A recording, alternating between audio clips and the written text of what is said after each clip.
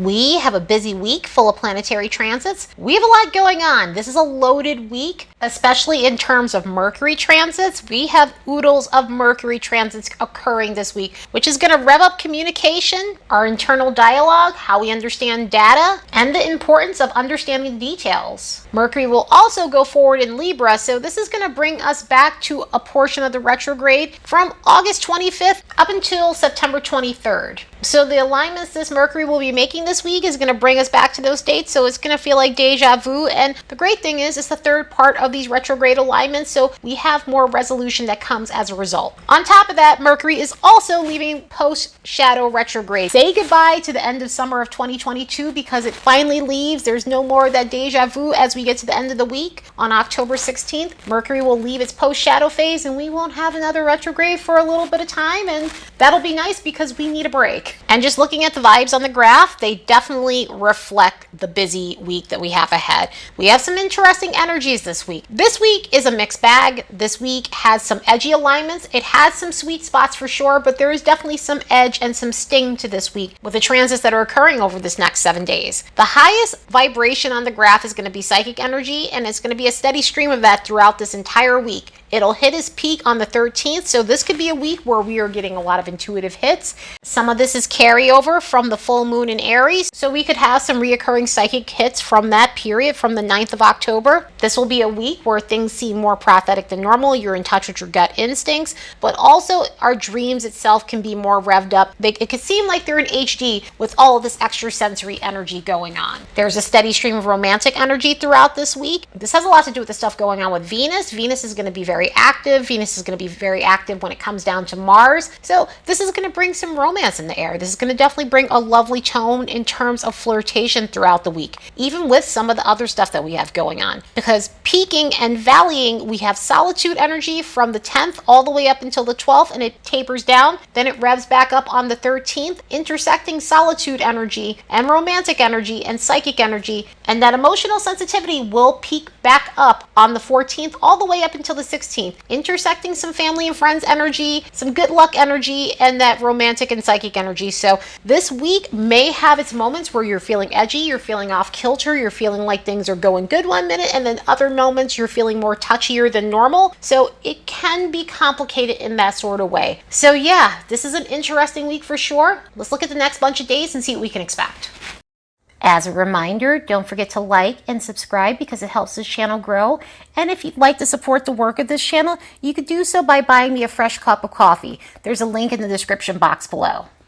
On the 10th, Mercury goes forward in Libra. So, as I was saying earlier, this is going to bring up themes from August 25th to September 22nd. I think I misspoke and said 23rd, but September 22nd will be that time period where we can see some reoccurring themes from the retrograde. The Libra portion had a lot to do with our relationships. It had a lot to do with re-examining our relationships, our behavior in relationships, fairness in our relationships. Libra is all about fairness, and if we weren't receiving that, then this could have been a period where we've been working through that, or we've been working on advocating for ourselves to get more fairness in our relationships. Because Libra does rule one-on-one relationships, it's not just romantic relationships, although that's the biggest association with Libra.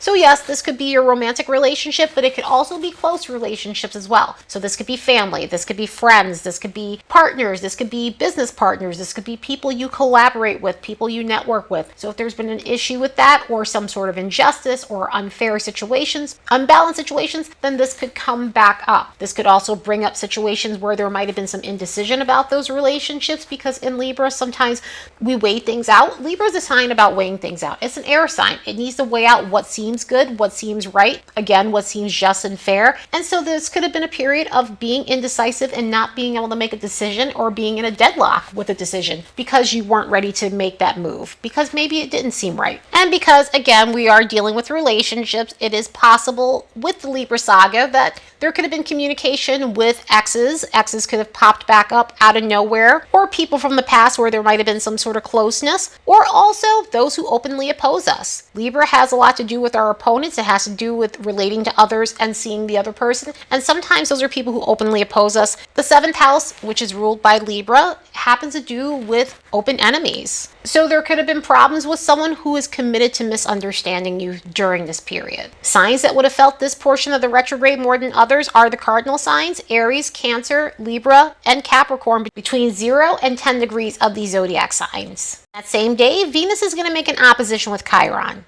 So continuing with the theme of relationships and no balance, things that are off kilter, this Chiron opposition with Venus can bring those things up where we've been overly sacrificial in a relationship due to not feeling as though somebody would like us if we weren't, having low confidence and things like that, or because we wanted to give someone the benefit of the doubt, causing us to overlook some red flags in the person. So this could be a moment of clarity and seeing the truth about something that we didn't find pleasant, but now we're at a place where we're able to look at it and deal with it and accept it for what it is, even if it is uncomfortable, even if it does suck and may feel painful in some way, ready to deal with it and nip the situation in the bud. This could also be a time where we're learning to build up our confidence. We're realizing that we're needing to build up our confidence. Otherwise, we're going to keep repeating the same patterns, whether it be relationships, whether it be patterns with our job, because Venus has a lot to do with our finances. This could be about taking a job that doesn't match your skills. In other words, this could be about taking a job that you're overqualified for, but due to low confidence, you took it anyway just because you felt as though the one that was on your level of expertise wasn't right for you due to self-doubt. So this can be an uncomfortable energy in that way, but it also does bring us to a point where we realize that we need to make changes in these areas, so that way we're not blocking ourselves and we're not preventing ourselves from being happy when it comes down to our finances and relationship situations. The 11th is a high concentration day full of planetary transits. We have a mixed bag of energies. Some of it will inflate our confidence. Others might get us in trouble because of the way we're speaking to others, or we could feel a certain sort of way about ourselves because of our internal dialogue, and have moments where we feel drained or foggy due to some of the other alignments that are going on with Neptune. So this day in itself packs quite a punch. The sun's going to make a quincunx with Uranus, so this could be a day of doing things that are out of character just to get a reaction from others. The sun and Uranus in the quincunx could make us a little bit unaware of how egotistical we're acting, how overly confident we're acting, and in a lot of ways it comes on all of a sudden. So if you're normally a person that doesn't necessarily look for a reaction, this could be all about looking for a reaction. So this could be about looking for shock value. This could be about showing aspects of your personality that's shocking, even shocking to you. With quincunxes, they're blind spots. Sometimes we kind of trip over our own shoes with quincunxes, and we're not necessarily understanding how we're coming off. We're not understanding how other people are seeing us. And so this could be one of those days where things come off in a surprising way. Also, this could be a day where certain things don't necessarily go as planned, even though they might end up working out later on, because we do have another alignment going on with the sun making a trine to Saturn, which could be helpful in a lot of ways and could mitigate some of that crazy energy, and hopefully for the rest of the day, because we have some more crazier energies that go on later on. The sun making a trine with Saturn is one of the best alignments because, number one, it means that Saturn will be going out of retrograde in a matter of a little over a week. Saturn will go direct on the 22nd. The 22nd is also another busy day, but I will get there once we're there next week. But there's a lot going on within this energy because it does give us this moment of clarity. It gives us an aha moment. It's interesting to have this moment of clarity considering what's going on that day, but hopefully this Saturn energy gives us that. This Saturn energy also helps us get recognition if we've been putting in the hard work. So this is the type of energy where we get attention for the right reasons, we get attention for our originality and all the things that we've been doing right rather than the things we've been doing wrong. So this is a lovely energy if you've been feeling underappreciated at your job or any other situation in your life. Hopefully this brings in a sense of joy and relief and allows you to see that other people are watching and recognizing how much you roll up your sleeves and take care of business. And this also gives us the confidence and stamina to power through things. And we will need that because that same day, Mars is making a square to Neptune in its first of two squares that it will make to this outer planet. This is because of the retrograde cycle. This is a retrograde alignment that we will have. So this will come back up again a second time as we get to the post shadow, and that would be around March 13th of 2023. October 11th just happens to be the first one, so jot it down because this will come back around for us to review. This is an alignment where we could be looking at where our actions are scattered, where we're taking action on the wrong goals, where we're taking unrealistic action, where we're spinning our gears in some sort of way when it comes down to our aspirations. So this could be a period of slowing down and reviewing things so that way information doesn't get skewed, we don't miss important facts or details about things. This could be asking us to take a moment and reconsider some of the direction that we were going in before and prior. This could also be a time where we're taking our time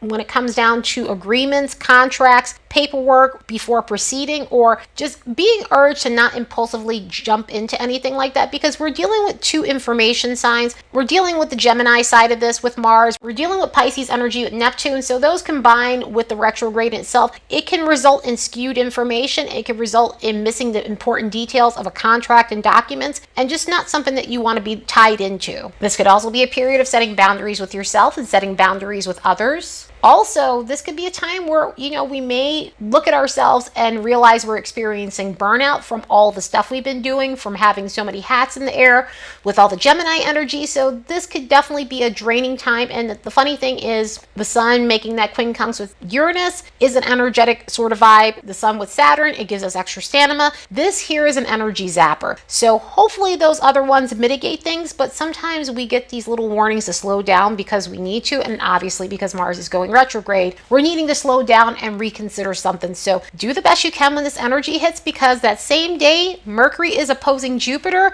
and this is further amplifying the fact that you really want to pay attention to the details. Mercury in this opposition to Jupiter already happened a few times during August and September, so this is the third hit. Hopefully it gives us a little bit of resolution, because this is one of those alignments about blowing things out of proportion. So we could be coming back to something that we blew out of proportion, something that we misunderstood, and fixing it, rectifying something, rectifying a conversation, or diffusing drama in a conversation that just went awry, or even meeting someone halfway within a relationship. The thing about this transit is it tends to bring out our braggy side. It tends to bring out our cocky side.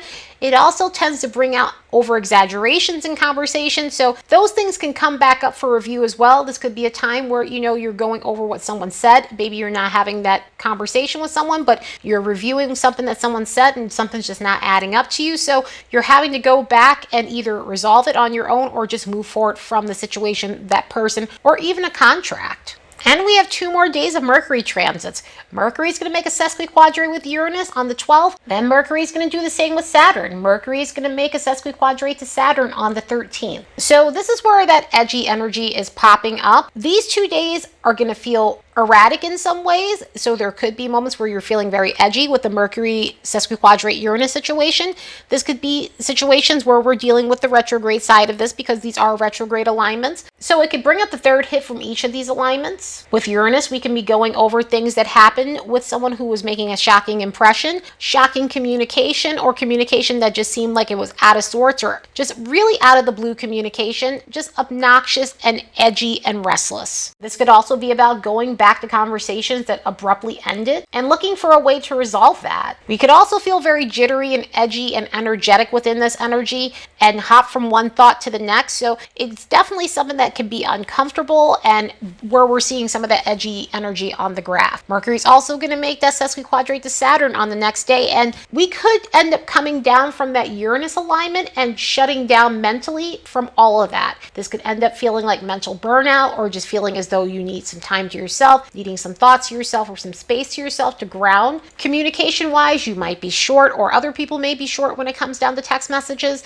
This could be a time where, again, this is the third hit for this alignment as well. It can bring up situations where someone might have came off cold and now you're having a resolution to that. You're finally understanding why someone might have been dismissive to you, because it could have been a situation that wasn't personal. They just didn't feel like talking. They just weren't feeling like themselves. They were feeling down or in their heads, and it finally gets resolved, and come to find out it wasn't necessarily anything towards you. It was just how that person was feeling on that day, because Mercury to sesquiquadrate to Saturn can definitely make us mentally shut down, and it has nothing to do with the people around us or the environment. It just has to do with our own stuff that's going on in our heads. So this may offer some relief in terms of knowing that the person did not have a problem with us. Unlike that last energy though, Venus is making a quincunx with Uranus, which can be an exhilarating energy. It could be a fun energy. However, it can be very erratic. This could be erratic in terms of our relationships. If you're in a restrictive situation and you're looking for some thrill-seeking action, this alignment could cause erratic behavior. This alignment connected with the sun a few days back. And so that had a lot to do with our ego and our persona. And this one has a lot to do with our relationships. So this could be just looking for a reaction in a relationship, behaving unexpectedly in a relationship, and not realizing how you're coming off because you're either wanting attention and it's coming out sideways with people who behave in that sort of manner. But this could be a day of needing constant stimulation when it comes down to romance, when it comes down to intimacy, when it comes down to just doing something fun and quirky, and especially when it comes down to intimacy. This could definitely be one of those alignments that brings in some unexpected stuff. Some of the unexpected stuff doesn't always have to necessarily be negative. Some of it can be fun and all that fun and all those things. But because it's a quincunx, sometimes we're not conscious of the energy, so we could behave in a manner that may be a little bit off-putting in some ways in our relationships. But interestingly, Venus is making a trine with Saturn, so hopefully that mitigates things and puts us in a good position. If you're being aspected by this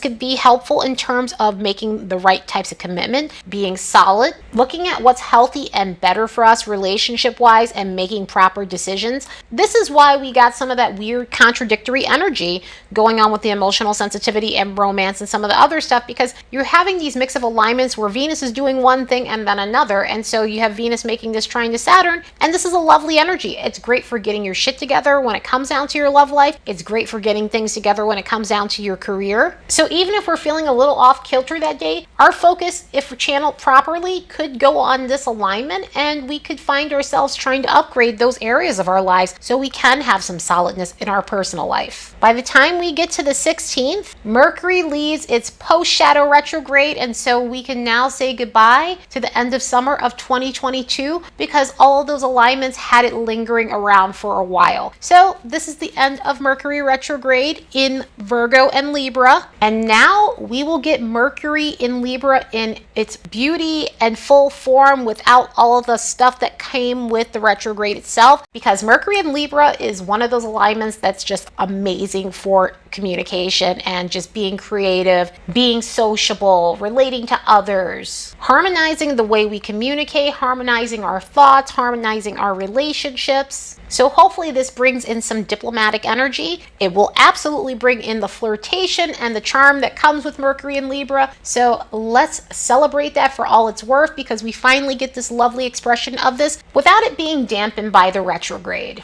And we need this because that same day, the sun's going to make a quincunx with Neptune. Hopefully the easy communicative vibes of Mercury and Libra at full force helps us, because this can be one of those things with Neptune where things are just coming off vague. We can feel vague about the way we're coming off to others. We could not have an understanding on the way we're coming off to others, or we may not understand how other people are coming off to us. In other words, we may meet some people that's personality seems unreadable and it may throw us off in some way. This could be a situation where someone's coming off misunderstood or you're coming off misunderstood. So it could be complicated for that reason. This is also a draining energy in itself. So this could be a day where you're just feeling tired. You're just wanting to just relax and do something that's slow pace and not necessarily, overburden yourself with things. Although there is some revved up energy in terms of socializing, this may be a day where you're just needing a moment to yourself and you're just wanting to clear your mind as much as you possibly can. Do something that's grounding for your energy. So if you're feeling off kilter from this energy, I recommend doing some sort of spiritual hygiene, setting as much boundaries as possible, not allowing others to front load you with their drama and emotional dumping. Listen to music, veg out on videos, go shopping for crystals and tarot cards and things like that. And if it's warm enough, go out and enjoy some nature, because that's one of the most grounding things you can do during these times, especially when Neptune is really active and causing a lot of fog and haze. So yeah, this is definitely a colorful week. I hope you all have the best week ever. Later, and see you in the next episode.